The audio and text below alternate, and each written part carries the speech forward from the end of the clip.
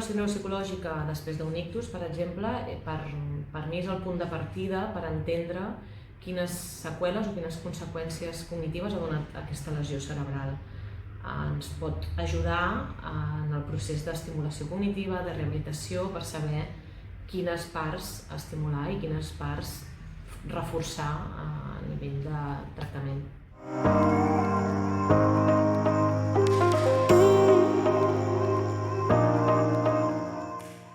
La valoració neuropsicològica acostuma a començar amb una entrevista clínica de profunditat amb el pacient i també ens dona molta informació a l'entorn d'aquesta persona, saber quines coses veuen i quines coses noten, perquè a vegades els canvis són subtils i les pròpies persones no se n'adonen.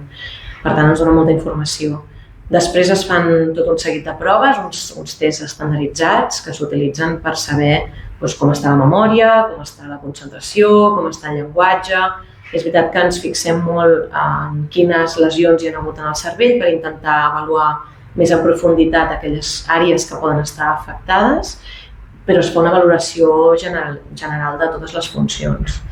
D'aquestes proves en treuen unes puntuacions i aquestes puntuacions s'elabora un informe. En aquest informe surten unes conclusions en el que és on determinem quines seqüeles ha donat aquest ictus o quines conseqüències ha donat aquest ictus que ens poden, com deia abans, guiar molt en tot el procés de tractament.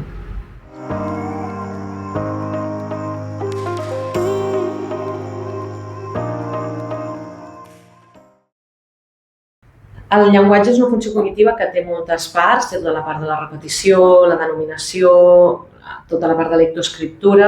Aleshores intentem passar proves que avaluen una mica de cada per saber quines àrees o quines zones poden estar més afectades.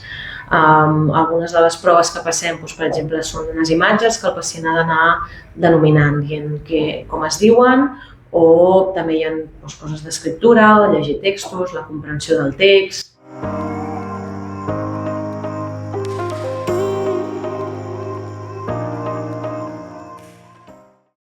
Per avaluar la memòria hi ha molts tipus de tests, però principalment separem la memòria per memòria verbal o memòria visual o no verbal. I, per exemple, una prova de memòria verbal és recordar un seguit de llista de paraules que després es demana al pacient que ens ho digui al passat 20 minuts, mitja hora, depenent del tipus de test. I pel que fa a la memòria visual, per exemple, és recordar uns dibuixos que s'han fet prèviament o unes imatges.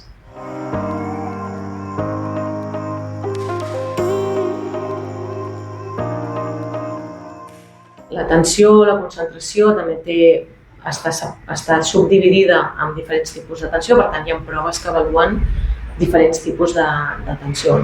L'atenció dividida, l'atenció sostinguda, hi ha molt tipus de proves com repetir una sèrie de números o unes fitxes que s'han de seguir unes línies amb una seqüència en concret. Normalment s'avalua molt el temps en el que tarda el pacient en fer una prova, però hi ha molts tipus de proves.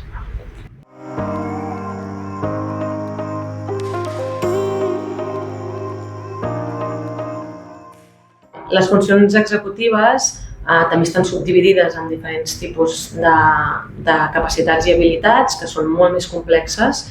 Per exemple, hi ha tota la part d'organitzar, planificar, la capacitat d'abstracció, la capacitat de categoritzar. Aleshores, hi ha molts tipus de proves que avaluen aquestes funcions, com pot ser dir tots els animals que recordis o una llista de paraules que comencin amb una mateixa paraula o organitzar coses en categories o trobar categories en comú d'uns conceptes. Depenent del tipus de funció que vulguis avaluar, hi ha una prova.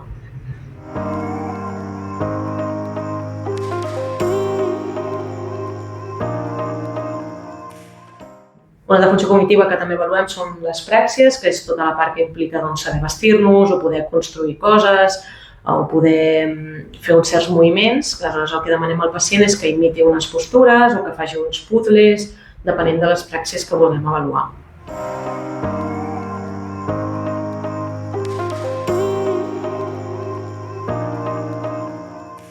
Una altra funció cognitiva que també avaluem són les gnòsies, que és la capacitat que tenim els humans d'interpretar les coses que veiem, sentim, toquem, interpretar, reconèixer. Sovint demanem als pacients o que toquin uns objectes amb els ulls tancats i els identifiquin, o bé que els demanem unes imatges que estan sobreposades i han de saber discernir quines imatges són. Hi ha diferents tipus de proves.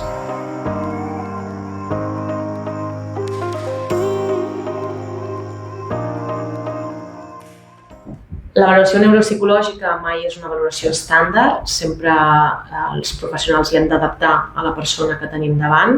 A més, cada professional utilitza les proves que més còmode se sent, perquè existeixen molts tipus de test i molts tipus de prova i cadascú utilitza les que necessita en aquell moment. A més, al llarg de l'exploració tu pots anar veient coses que el pacient pot estar fent o li pot estar costant més i aleshores decideixes avaluar més coses i per tant has d'anar modificant una mica la valoració al llarg de l'estona que estàs amb el pacient. A més, poden haver-hi dificultats que també poden condicionar molt aquestes proves, doncs una hemiplegia, que llavors per tant la persona no pot escriure, aleshores has d'intentar fer proves verbals, o potser té una afàsia, per tant has d'intentar fer coses que no condicionin tant el llenguatge, aleshores has d'anar adaptant-te.